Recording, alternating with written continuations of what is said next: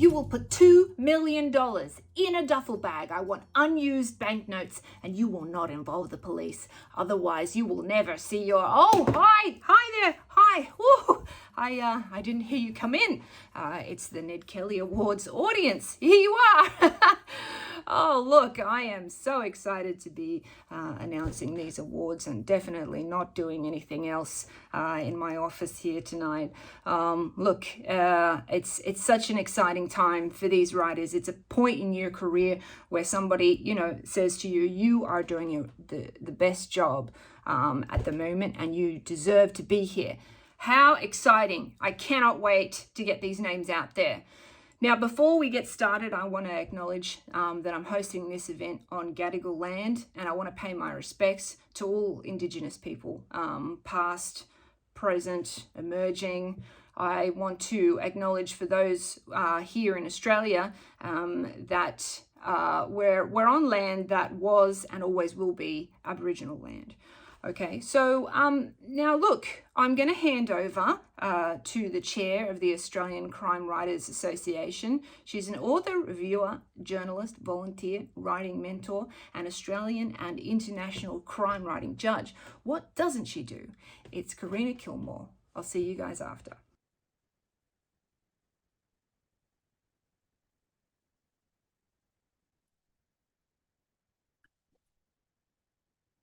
Hello, welcome.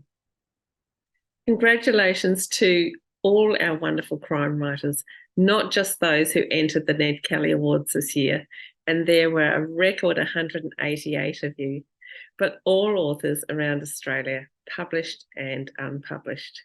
Writing a book is a very tough gig, often taking years of dedication and determination. This year, however, all writers and the wider human arts community came face to face with the soul-destroying technology of artificial intelligence. Many of our existing books, poems, songs, short stories, true crime, movie scripts, journalism, music, you name it, have already been used and stolen by AI developers to train their algorithms. And now that they have stolen our words and our storytelling, AI users are replacing writers completely with computer programs. As a writer myself, a lifelong reader, an arts consumer, I'm horrified that artificial intelligence will now be framing our social references, recycling our plots, and removing the human element from the art of storytelling. Almost every form of entertainment started from someone's writing. This t-shirt comes to you from the writers' strike in LA earlier this year. But let's get to tonight and our celebration and recognition of Australian crime writers. The Australian Crime Writers Association is proud to present another wonderful lineup of authors for this year's Ned Kelly Awards. Thank you for the hours of time and energy from the members of our volunteer committee, Dave Wish-Wilson, Jackie Horwood, Georgina Hayden, Alan Clark, Tara Mitchell, Claire Bayer, and Robert Goodman. A big thank you to our members. Your support allows us to keep recognising and celebrating Australian authors. And of course, our judging panels. We are honoured to have such wonderful, committed and expert people on our judging panels. They have given up many, many hours to read, analyse and discuss all the Ned Kelly entrants to get to where we are tonight. The announcement of the 2023 Ned Kelly Awards for Australian crime writing. So Candice, we're coming back to you. Take it away. Oh, look, mate, if you wanted food and water, you should have got yourself kidnapped by someone else. Oh, hi, it's you again. There you are. You're probably wanting to know about the Best Debut Award, aren't you? Well, we can do that now. Now's a good time for me. Everything's nice and quiet here. The presenter of that award, that's R.W.R. McDonald, and he's just a generally great guy. He's a writer. He's an award-winning author. He's a cat dad as well, and he's going to tell you who the winner is. And I'll see you again at a much more convenient time here. Hello, it gives me great pleasure to announce the winner of the 2023 Ned Kelly Award for Best Debut Crime Fiction. With a record entrant pool of 34 debut crime novels, judging this year's Best Debut Crime Fiction was both challenging and a privilege. Congratulations to all the authors who entered, and I'd also like to thank my fellow judges Jeff and Fiona for their work and care in arriving at an exceptional shortlist reflective of an incredible year for Australian crime fiction. The 2023 Ned Kelly Awards debut shortlist recognises the variety and range of crime fiction genre in Australia and its next wave of Australian crime writers. It represents crime stories with multiple layers and quality writing, crime fiction with impact and differences in tone, each novel exploring deeper themes and societal issues such as domestic violence, mental health resourcing, corruption, through to toxic celebrity culture, and settings which range from Australian cities to the remote outback. Charlie and Nao, Lenny Marks, Olivia and Pippa, Parker, Gavin Jones, The Blue Moon Killer, Durton, Wednesday Adams Killed Evie. If you know, you know, and if you don't, then you need to read the following shortlisted Ned Kelly Award debuts. Black River by Matthew Spencer, a mix of police procedural and investigative journalism on the hunt for a serial killer. Denizen by James Mackenzie Watson, a haunting literary gothic thriller set in a dying remote farming town, dark and brave. Dirt Town by Hayley Scrivener, with a playful use of voice, small town Australia comes to life as a community grapples with the death of a child. How to Kill a Client by Joanna Jenkins, a compelling mystery set in a corporate law firm with fantastic dark humour. Lenny Marks Gets Away with Murder by Karen Main, cleverly written with a main character you will never forget. No Country for Girls by Emma Stiles, excellent characters and a fresh feminist take of the road trip thriller through an Australian lens. The House of Now and Then by Jo Dixon, complex characterisation and exploration of the past and present in a contemporary domestic thriller. Wake by Shelley Burr, a compulsive page-turner following a private investigator uncovering the clues to a 19-year-old unsolved disappearance of a child. And the winner of the 2023 Ned Kelly Award for Best Debut Crime Fiction is Wake by Shelley Burr. Huge congratulations, Shelley. Hi, I'm Shelley Burr, the author of Wake, and I'm still trying to wrap my head around the idea that my little book has won a Ned Kelly Award, especially in a year that had so many amazing Australian debuts.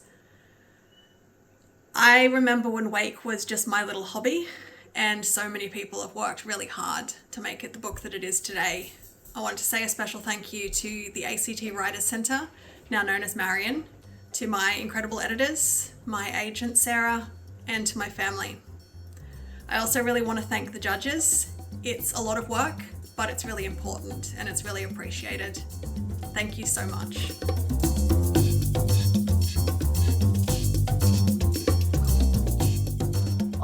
Hi, you're here again. I'll just stop what I was doing. It's time to announce the winner for the best true crime book. Now, these authors have a challenge because the books have to be incredibly well researched, but they're also dealing with stories of pain and suffering.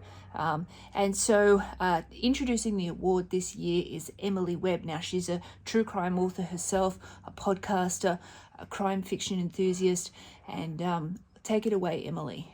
Hi, I'm Emily Webb, and I'm here to announce the finalists and the winner for the Best True Crime category.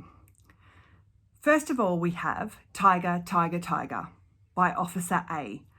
Now, this is a first-hand account by Officer A, who was one of two Tactical Operations Unit officers who went into the Lindt Cafe siege in 2014 to save hostages. This account is his never-before-told story, and it's also a story about his career and what led to his eventual diagnosis of PTSD. Next, we have Death Row at Truro by Jeff Plunkett. Now, this is the shocking story of 7 murders of women in the 1970s by tandem killers. Jeff Plunkett had unprecedented access to police files, and this book challenges the narrative that was told and was also accepted. Jeff also tells the story of the 7 women, which for most have never been told before. Next, we have Rattled by Alice Gunn. Now, this is a memoir plus commentary, and it's about Alice's experience being stalked by someone that she didn't know, a man who she randomly met, and it also details the hell and the trauma that this caused on her life. It's a really interesting insight into control and violence used by men against women. Next, we have Betrayed by Sandy Logan. Now, this is a pretty unbelievable story about 2 older American women who unwittingly became drug mules while they were on a around-the-world adventure. They were jailed in Australia in the late 1970s, and Sandy was a journalist at the time who reported on this crazy story, and also he became an advocate for their release. Next, we have Out of the Ashes by Megan Norris and Therese Fox. Now, this book is about the incredible survival story of Therese Fox, who was burned terribly and not expected to survive in the Bali bombings. It's an unbelievable story, and it's also a detail about the Bali bombings and its impact on so many people and the psyche of Australia 20 years on from the tragedy. And the winner is Betrayed by Sandy Logan. Congratulations, Sandy, and congratulations to all the finalists. It was a really strong list this year. Now, Sandy's book, it was such a wild story. The judges, we all agreed that this was a case a lot of us hadn't heard of, and it was just so unbelievable, you couldn't believe it's true. Thanks, and congratulations again. I'm excited to accept this Ned Kelly True Crime Award for my book, Betrayed. Thank you to the Australian Crime Writers Association for almost 3 decades encouraging and supporting crime writing authors. Thanks to the judges who have the difficult task deciding which of the wildly varying bodies of work will take out the Nettie each year. And congratulations to the other authors shortlisted in this category. True crime relies on diligent and painstaking research.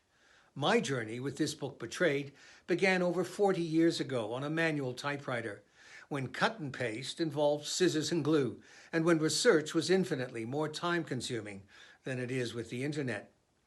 What started as a one-off follow-up to an earlier news story eventually became a personal quest for justice for 2 older American women, sentenced with no parole to 14 years jail in Australia for their involvement in Australia's largest drug haul at the time. With COVID lockdowns and aided by modern technology, fine-tuning the research was possible. The story was updated, and the wider web of the true crime that betrayed the drug grannies finally made it into print.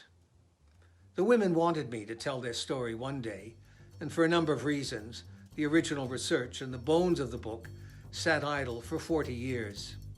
Thank you, Hachette, the publishers of Betrayed, and to the Australian Crime Writers Association for honouring the story with the 2023 Best True Crime Award.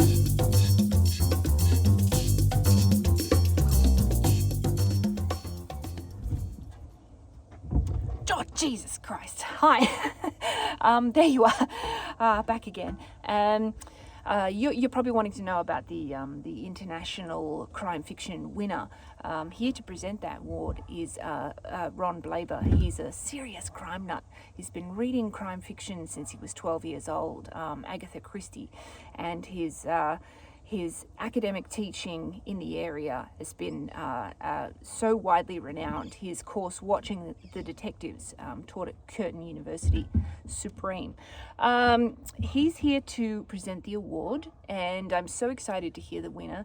So if you could just scooch over a bit, I've got loads of more things in here, and we'll move right over to Ron. Thanks, Candice.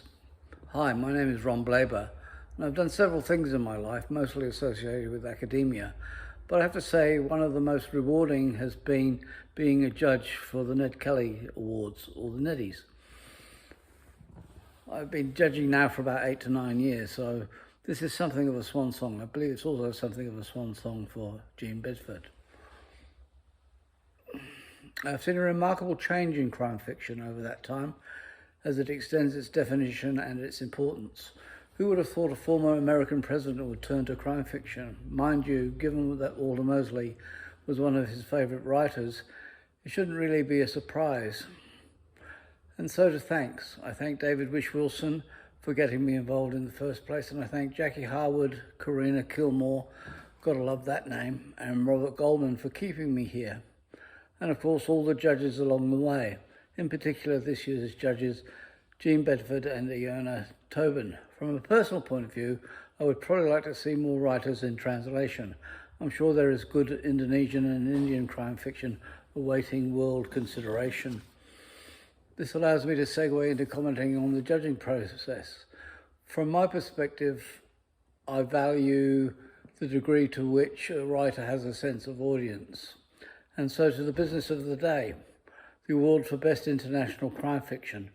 In one sense, the contenders are all interested in the ordinariness of crime, the extraordinary within the ordinary, the blur between evil and good. To reiterate the shortlist, Tom Bagwaranath, The Paper Cage, Nikki French, The Favour, Gerwin van der Werf, The Hitchhiker, and the winner is, drum roll please, Keith Bruton's The Lemon Man. It was felt that The Lemon Man represented a truly original voice and was warm, funny and compassionate. We learn a lot about Dublin, lists, babies, transport, with a little bit of jazz history and art history thrown in. It is a delightfully improbable and witty read. In fact, it is a truly great read. Congratulations again to Keith Bruton. I'm stunned. I really wasn't expecting this. I want to thank all the judges. This is a huge honour to win this award. I also want to thank everyone at Brash Books who've been supportive and have taken a chance on me, especially Lee Goldberg, who's really mentored me throughout my writings. I also want to thank my partner, Rachel Mahal, who's been there since day one and who really encouraged me to write. I remember when we were living in Canada a few years back and I wanted to write a novel set in Dublin. I got really homesick, terribly homesick, and all I wanted to do is write a novel set in Ireland, and I wanted to be fun, action-packed, and Dublin being the heartbeat to the story. Congrats to all the talented writers who were shortlisted, and to the winners. Sláinte.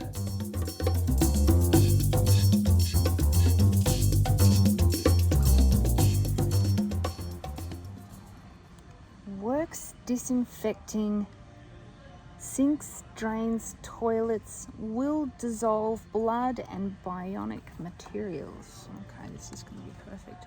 Oh, hi. How you going?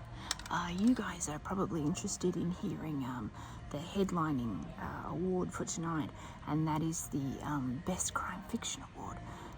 Now, presenting that is David Collins, long-time reader and judge, lover of crime fiction. So let's hand it to David, and I'm going to try and figure out where the drop sheets are. Okay. Thanks, Candice. Welcome to this year's 2023 Ned Kelly Awards. For another year, I've had the pleasure of judging the category of Best Crime Fiction. As usual, we were bombarded with lots of books and lots of reading.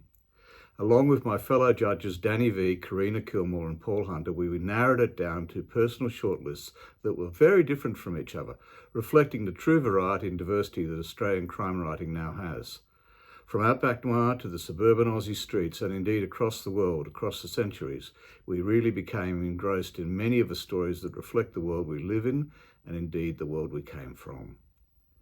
It took an intense Zoom call to finally get down to an interesting shortlist. First up is When We Fall by Aoife Clifford. Set in the coastal town of Merritt, the rough seas and wild weather that surround this town create a tension that Alex Tillotson and her mother Denny deal with as they wend their way through a shocking find on the beach, the dead body of Bella. There are similarities to an earlier murder 10 years ago. Denny had fled the town as a teenager, but people kept looking the other way. Memories became unreliable and secrets threatened to reveal the past. Alex discovers that truth never dies, but it can kill. Next is The Tilt by Chris Hammer. This book has a great sense of history and a great sense of place. A really great opening up of the stories of two families living along the Murray River. Complex and interesting characters hiding a history that in many ways they're not responsible for. This is a truly great outback noir piece. The Murray River serves as a great backdrop to the many twists and turns that beset our characters. Then we have Exiles by Jane Harper. Aaron Falk is back, but he's smitten with Gemma, someone he has known in Adelaide. Her story unwinds, as does their relationship, along with the Rako family's mysteries. This is a small town full of secrets of parents and children trying to make it work, but there are too many obstacles, too many secrets. Everything gets slowly unveiled as we travel backwards and forwards in time to reveal the stories between the deaths and disappearances that have occurred over the last 6 years. Then, The Soulmate by Sally Hepworth. A family living on a cliff edge, literally and in real life. Pippa and Gabe learn that they are more involved with the woman who dies in front of them, both financially and emotionally. Well written with great characters, this book really unfolds. Next is Seven Sisters by Catherine Kovacic. Mia works with women who have lost sisters to abusive partners. She comes up with an interesting therapy that bonds them all very closely. In the background, Fiona, a detective who has worked with a lot of domestic violence cases, notices a trend. A good read that addresses a current theme in our world, until Mia and her gang of women get to work. Also in the mix is Lying Beside You by Michael Robotham. The third book in the Cyrus Haven Evie Cormack series takes Robotham's characters to a new level. Include in the mix Elias, Cyrus's schizophrenic brother, and some missing women. This is a tale of abuse, of misaligned justice and revenge, probing deep into the psyches of our characters. A compelling read. We also loved Those Who Perish by Emma Visick. Caleb Zellick is involved with those trying to save his brother Anton, a long-term and trying to reform drug user.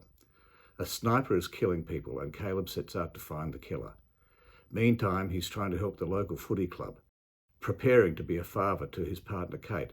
Lots going on, a melange of cultures, Indigenous and white, making this a fun read. And finally, in our short list of 8 is The Carnival Is Over by Greg Woodland. A great rural thriller set around Moorabool. Its main source of industry is the abattoir. Throw into the mix Hal, a reader, bullied by others in the town, and Sergeant Mick Goodenough, an ex-detective trying to prove he's still a good cop.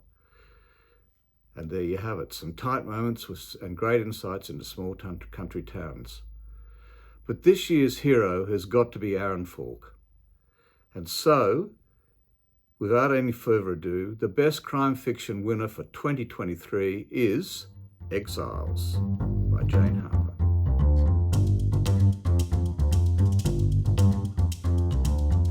Hi, it's Jane Harper here, and thank you so much. I'm so honoured, and I'm so delighted to get this award for Exiles. It's been such a special book for me to write, and you know, I'm really so pleased if it's resonated with readers as well. So a huge thank you to the Australian Crime Writers Association, to the judges, and to everyone involved in these awards. I'd like to thank also my publishers, Pam Macmillan in Australia, Flatiron in the US, and Macmillan in the UK.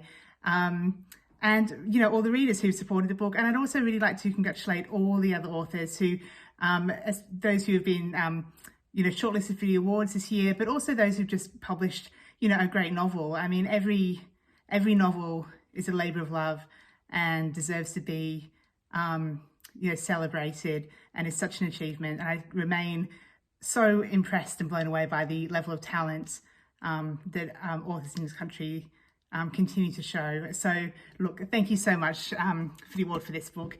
I'm so delighted. Thank you.